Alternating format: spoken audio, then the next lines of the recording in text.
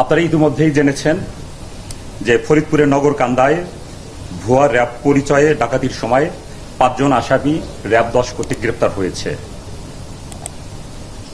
আপনারাও অবগত আছেন যে র্যাপিড অ্যাকশন ব্যাটালিয়ন প্রতিষ্ঠার লগ্ন থেকেই দেশের আইন শৃঙ্খলা রক্ষা এবং জনগণের জানমালের নিরাপত্তায় অগ্রণী ভূমিকা পালন করে আসছে। র্যাপিড অ্যাকশন ব্যাটালিয়ন সন্ত্রাসবাদ, অস্ত্রধারী সংঘবদ্ধ চক্র, মাদক চোরাচালান এবং অন্যান্য সংঘবদ্ধ অপরাধ দমনে গুরুত্বপূর্ণ অভিযান পরিচালনা করছে এবং এর মাধ্যমে জনগণের আস্থা অর্জন করছে। গতকাল একটা ঘটনা হয়েছে, 2 জন ভিকটিম, একজন হলো জয়দেব আধ্য এবং আরেকজন হলো তার ভাই বিশ্বনাথ আধ্য। তারা 2 জন হলেন জুয়েলারি ব্যবসায়ী। তাদের এই ব্যবসার কাজে গতকাল তারা তাঁতিবাজার এসেছিলেন তাদের জুয়েলারি তৈরি করার ডাইস কেনার জন্য। তারা ডাইস যথারীতি ক্রয় করে তারা আনুমানিক 4:10 বিকাল 4:10-এর দিকে তারা গুলিস্তানের ফুলবাড়িয়া থেকে তারা টুঙ্গিপাড়া এক্সপ্রেস বাসযোগে তারা পাথরঘাটা, সাতক্ষীরা জেলার পাথরঘাটার দিকে যাচ্ছিলেন, যেহেতু সাতক্ষীরা জেলায় হলো তাদের বাড়ি। তারা যখন আপনার ফরিদপুরের নগরকান্দার জয় বাংলা মোড়ের কাছে যখন যায়, তখন একটা মাইক্রোবাস তাদের বাসের গতিরোধ করে। বাসের গতিরোধ করে সেই মাইক্রোবাস থেকে 3 থেকে 4 জন ব্যক্তি তারা সেই বাসে উঠে পড়ে। তাদের পরনে ছিল র্যাবের জ্যাকেট পরা, তাদের হাতে হাত করা ছিল, তারপর আপনার এইখানে দেখতে পাচ্ছেন ওয়াকি টকি ছিল, তাদের র্যাবের যে আইডি কার্ড, প্রত্যেকের ছবি ছবি সম্বলিত সেই আইডি কার্ড ছিল, ক্যাপ ছিল, তারপরে র্যাবের যে জ্যাকেটগুলো দেখতেছেন জ্যাকেট পরা ছিল। এই অবস্থায় তারা সেই বাসে উঠে এই ভিকটিম দ্বয়কে টেনে হিস্ট্রে জোরপূর্বক সেই বাস থেকে নামিয়ে তাদের মাইক্রোবাসে উঠায়। মাইক্রোবাসে উঠানোর পরে কাপড় দিয়ে ভিকটিম দ্বয়ের চোখ বেঁধে ফেলে।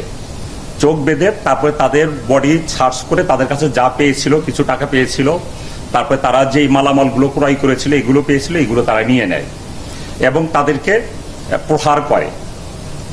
র্যাপিড অ্যাকশন ব্যাটালিয়ন যখন তথ্য প্রযুক্তির সহযোগিতায় এবং অন্যান্য সোর্সের মাধ্যমে আমরা যখন জানতে পারি, আমরা মূলত আসলে এই ঘটনার আগে থেকে জানতে পারি যে একটা ডাকাত চক্র ডাকাতির জন্য পথে আছে, তখনই কিন্তু আমাদের টিম তাদের সন্ধানে ধাওয়া করে। অবশেষে সেই ডাকাতি করাকালীন আমাদের 2টা টিম ছিল। আমাদের র্যাব হেডকোয়ার্টার, আমাদের এই ব্যাটালিয়ন হেডকোয়ার্টারে একটা টিম ছিল, আর শ্রীনগর আমাদের যে ক্যাম্প আছে সেই ক্যাম্পের একটা টিম ছিল। 2টা টিম ধাওয়া করে ডাকাতি করাকালে দ্যাট মিনস এই ভিকটিম দ্বয়কে নিয়ে যাওয়ার প্রচেষ্টা যখন করছিল জোরপূর্বক, তখন তাদের মাইক্রোবাস ফরিদপুরের নগরকান্দার জয় বাংলা মোড়ের কাছাকাছি কোন একটা জায়গায় সেখানে তাদের বাসকে অবরোধ করে। তাদের মাইক্রোবাসটি অবরোধ করার পরে ওইখান থেকে 5 জন সদস্যকে, ভুয়া র্যাব সদস্যকে গ্রেপ্তার করতে সক্ষম হই। এখানে 5 জন সদস্যের ভিতরে আপনার একজন হলো মিন্টু গাজী। এই মিন্টু গাজী হলো চাঁদপুরের বাসিন্দা, তার বিরুদ্ধে অস্ত্র এবং ডাকাতির 3টি মামলা রয়েছে। আরেকজন সদস্য হলো সাইফুল ইসলাম, সে হলো গাইবান্ধার বাসিন্দা, তার বিরুদ্ধে ডাকাতি, চুরি ও দস্যুতার 3টি মামলা রয়েছে।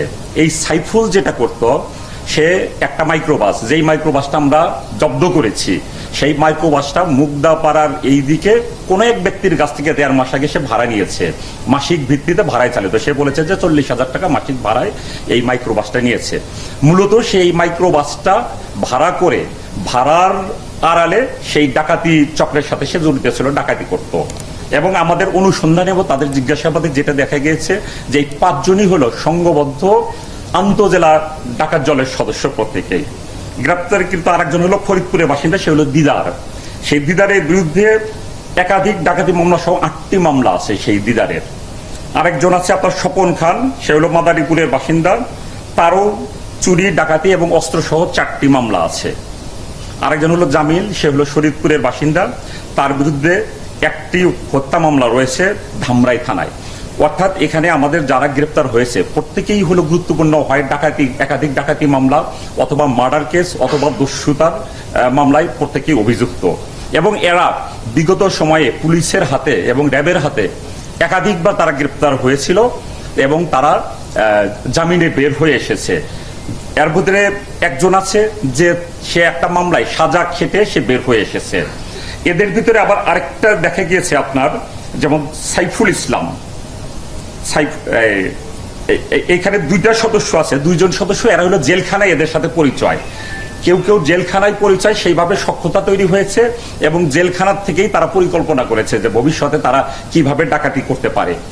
এই যে আমাদের যে অভিযান যখন পরিচালনা হলো, যখন আমরা ডাকাতদের মাইক্রোবাসটাকে আমরা অবরোধ করলাম, ওই সময় কি করে যে দুজন ডাকাত এই মাইক্রোবাসের জানালা দিয়ে আরেকজন দরজা খুলে পালানোর চেষ্টা করে। তারা পালাতে গিয়ে এর মধ্যে একজন ছিল সাইফুল আর একজন ছিল স্বপন। এরা পালাতে যখন যায় তখন উত্তেজিত জনতা চলে আসে। যখন একটা ঘটনা ঘটতেছে আশেপাশে থেকে লোকজন চলে এসে ধাওয়া করে তাদেরকে ধরে ফেলে, ধরে তাদের মারপিট করতে থাকে এবং তাদের যে মাইক্রোবাসটা ছিল সেই মাইক্রোবাসটাও ভাঙচুরের চেষ্টা করে। এই উত্তেজিত জনতার হাত থেকে র্যাপিড অ্যাকশন ব্যাটালিয়নের আমাদের উপস্থিত যেই টিম ছিল এই ডাকাত দ্বয়কে মুক্ত করে জনতার রোষানল থেকে। আর পাশাপাশি যেটা যে দুজন ভিকটিম, এই দুজন ভিকটিমকে এই ডাকাতদের যে মাইক্রোবাস ছিল সেই মাইক্রোবাস থেকে ভিকটিমদেরকে উদ্ধার করতে সক্ষম হয়। এই যে এই ঘটনা আপনারা জানেন যে ইতিপূর্বেও এই র্যাবের কোটি পরে র্যাব পরিচয়ে ডাকাতি করেছে বিভিন্ন বাসে, বিভিন্ন পরিবহনে। এখন যেটা যে আমরা যদি একটু সচেতন হই, যারা আন্তঃজেলা বাস সার্ভিস মালিক যারা আছেন, আমাদের বাসের যদি সিসি ক্যামেরা আমরা লাগাই তাহলে যেটা হবে যে বাসে কে উঠলো, কে কখন নামলো প্রত্যেকেই ট্রেস করা সম্ভব হয়। এতে কি হবে যে অপরাধীরা ভয়ে এই বাসের ভিতরে কোনো ডাকাতি ঘটাবে না। আর অগত্যা যদি সিসি ক্যামেরা সেট করা সম্ভব না হয়, অ্যাটলিস্ট যখন কোন একটা স্থান থেকে কোন একটা স্থান থেকে বাস ছেড়ে যাবে তখন যেটা সবার ছবি নেয়, বাসের সকল যাত্রীদের ছবি নেয় এবং এদের জন্য ভিডিও নেয় এবং রাস্তায় যেন কোনো যাত্রী উঠানো যাতে না হয়। এতে কি হবে যে পরিবহনটা নিরাপদ হবে এবং এইখানে যারা পরিবহন করবে যাত্রী তারাও নিরাপদ বোধ করবে। আপনারা দেখেছেন যে আমরা তাদের যখন আমরা গ্রেপ্তার করি তাদের পজিশন থেকে আমরা বেশ কিছু আলামত আমরা উদ্ধার করি।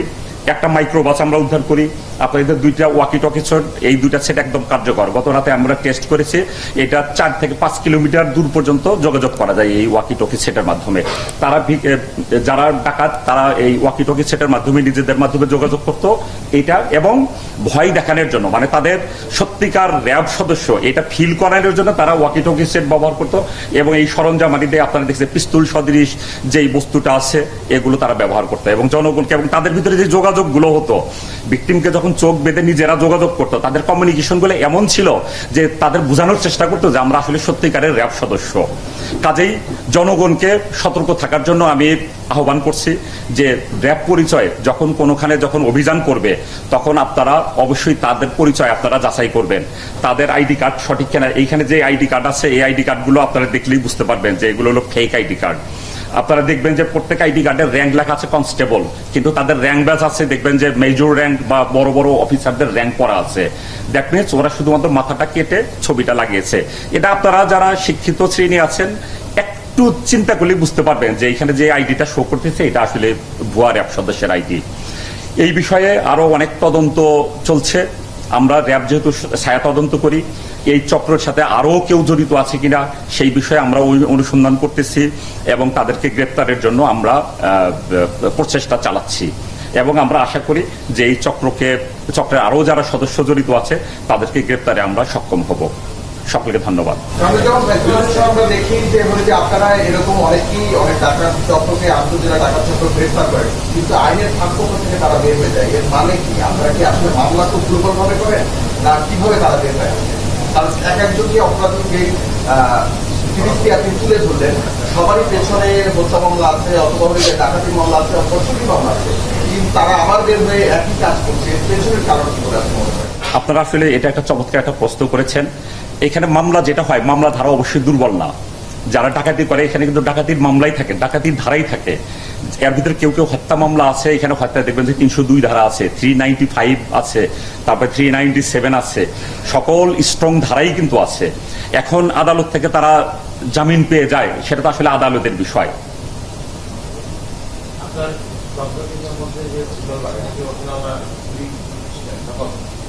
কোনটা? পিস্তলটা? না, পিস্তলটা অরিজিনাল না, এটা হলো আপনার পিস্তল সদৃশ, এটা সম্ভবত একটা গ্যাস লাইট আর কি, পিস্তলের মতোই দেখতে। না, এইখানে আমার মনে হয় যে ডাকাতরা তারা তো একটা টার্গেট ফিক্সড আপ করে, যারা স্বর্ণ ব্যবসায়ী তাদেরকে ফিক্সড আপ করেছে যে তাঁতিবাজার থেকে নিশ্চয় অনেক স্বর্ণ নিয়ে তারা আসতেছে বা অনেক অলংকার তাদের কাছে থাকবে, কিন্তু আলটিমেটলি তো এই ক্ষেত্রে ভিকটিম দয় তারা তো গেছে ডাইস কিনতে, তারা অলংকার তৈরি করবে, কাজে তাদের কাছে কিন্তু স্বর্ণ অলংকার ছিল না, তাদের কাছে ইয়েও ছিল না।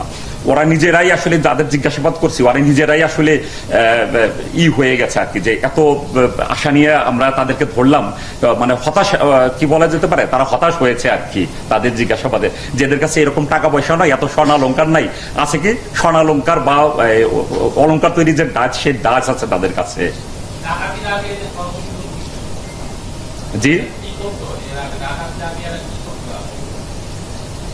আসলে এরা বিভিন্ন সময় ডাকাত, এই যে কয়েকজন সদস্য যাদের নাম বললাম, দিদার কিন্তু অনেকদিন কিন্তু জেল খেটেছে, 3.5 বছর, ওইটাও একটা ডাকাতি মামলা ছিল, সেই মামলায় কিন্তু জেল খেটে 4 মাস আগে বের হয়ে আসছে। আমি বলেছি যে আপনারা এই ডাকাতি করেন কেন, এই পেশার সাথে আপনারা থাকেন কেন?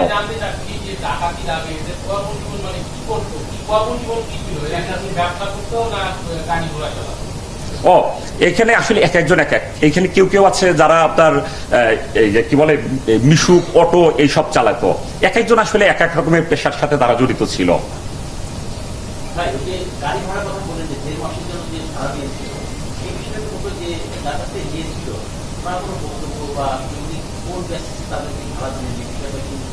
আমরা ভালো প্রশ্ন করেছেন, এটা জাস্ট আমরা গতকাল সারা রাত তাদেরকে জিজ্ঞাসাবাদ করে তথ্য নেওয়ার চেষ্টা করেছি। যার কাছে ভাড়া নিয়েছে আমরা তার নাম ঠিকানা আমরা পেয়েছি, তার কোন গ্যারেজে রাখে সেটাও আমাদের বলেছে। আমরা এখন এই যে প্রেস ব্রিফিং এর পরে আমরা ওই ফার্দার যেই তথ্য সংগ্রহ করে সেটা আমরা করব।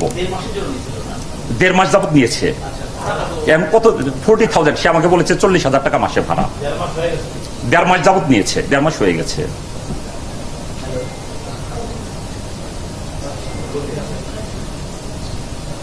ঠিক আছে, সবাইকে অনেক ধন্যবাদ।